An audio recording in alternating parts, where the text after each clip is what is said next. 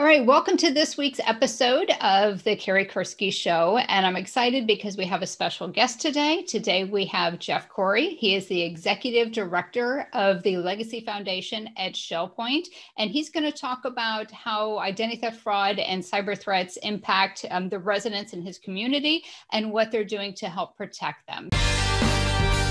Welcome to the Cory Kursky Show, your partner in the fight against identity theft, fraud, and cyber threats. I'm your host, Cory Kursky. Jeff, welcome to the show. I'm so glad you're here today. Thanks, Cory. It's great to be with you. So Jeff, tell me, and for the listeners, what is Shellpoint? Shellpoint is a continuing care retirement community located in Southwest Florida. We have about 50 years experience living here, having this community, about 2,400 residents. And a continuum of care within that facility of independent living, assisted living, and skilled nursing care. Okay, and what is the kind of the age bracket, of your residents there? Well, most of our residents would move to Shellpoint in their perhaps early 70s. Our average age is about 83 or so, and we have over 500 residents over the age of 90. So that's fantastic. Yeah, and you have a great facility. I've been out there, and it's like it's its own little world. It's fantastic. Absolutely. So what are some of the things that you're seeing with your residents that you're hearing from them? Well, the Legacy Foundation here at Shellpoint, we've been in existence for 20 years now. We provide residents with all sorts of financial planning and estate planning sorts of programs. One of those as well is a bill pay service. And really trying to help protect our residents. So I think we've been ahead of the curve, trying to protect seniors with services that go beyond traditional things that you might expect in a retirement community. So since you're involved with helping with their financial planning and the bill paying, obviously you'd be able to see if there's anything unusual happening. So have you heard from your residents? Are they getting any types of, what types of scam calls are they getting, or what are you hearing from them? Well, all sorts of things. I mean, it used to be, years ago that we had to worry about keeping a person that we could see out of our community. They may be, looking like they're a financial advisor or a real estate developer or insurance salesman, and they would be, promoting some sort of scam or something that unethical practice. Now, our residents invite them into their apartments through the computer, and so it's hard to protect people.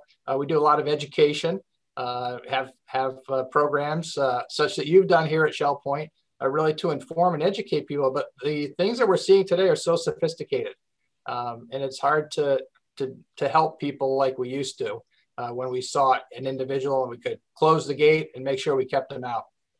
So how do you handle if you have a resident that comes to you and they say that, they need to go buy gift cards or they need to get a large sum of money out because they have to do something or pay a fine or pay a bill. So, I assume that you train your employees to recognize these things. And when you have a resident that approaches you, what do you all do? How do you help them?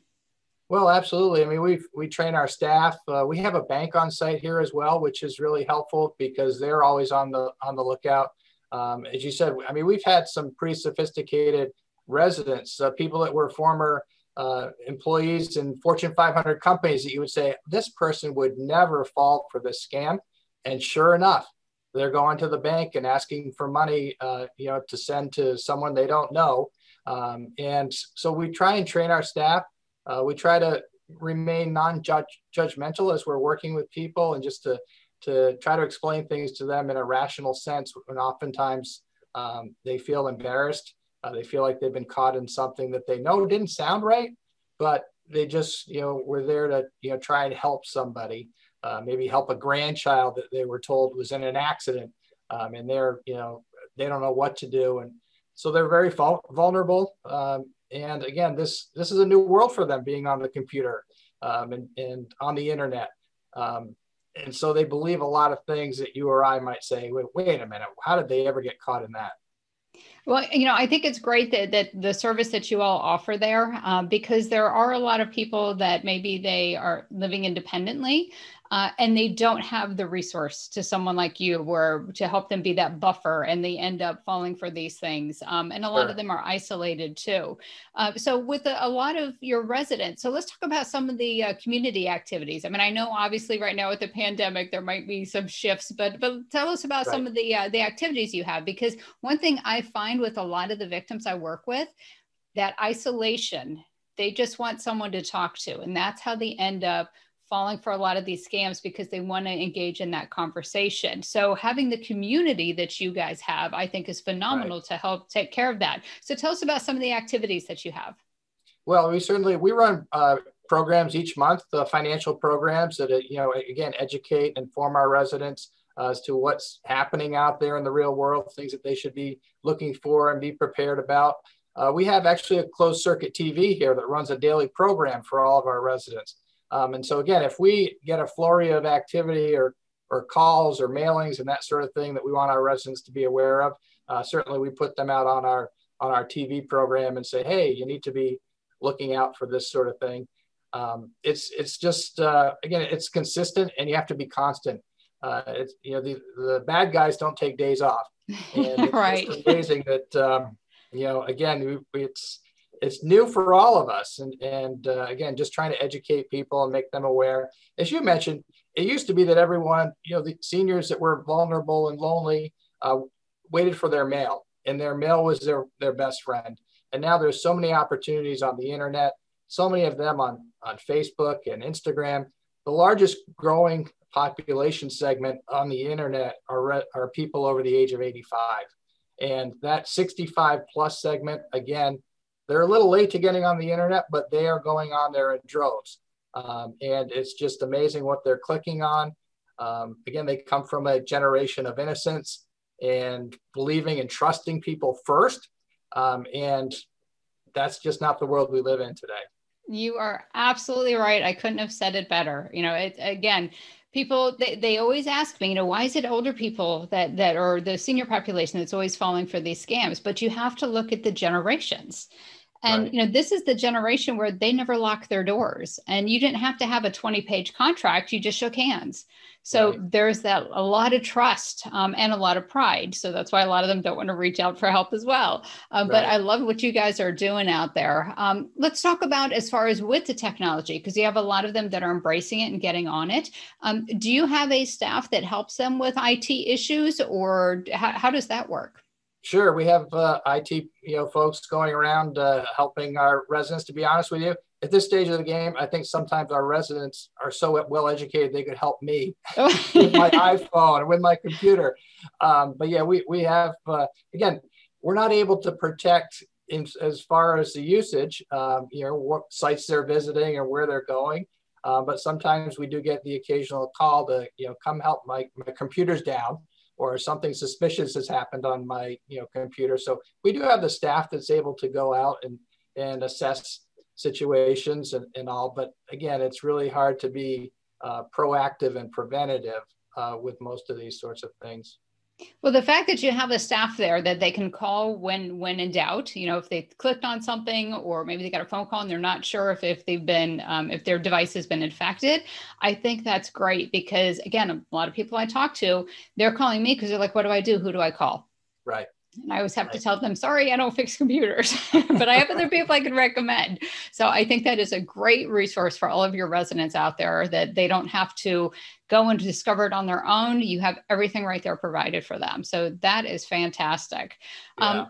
So if people want to learn more about Shellpoint, where would they go? Well, the easiest is to visit our website at shellpoint.org. Everything about our community is on there. It's really a fantastic place. Again, a full life care community we call Lifestyle with Life Care. And again, it's just a wonderful place, wonderful amenities. We have a full 18-hole golf course. We have a marina. You won't find too many retirement communities with that. Located a couple miles from Sanibel Island. And again, it's just really a special place for people to check out. It absolutely is. And like I said, I've been there a few times. You've invited me to come out and it is beautiful. It's its own paradise. So, if you get a chance to check it out, do it. I know right now some people with traveling is not possible. Go to their website, check it out. We'll also have a link to the website in the show notes. So that way you can check it out.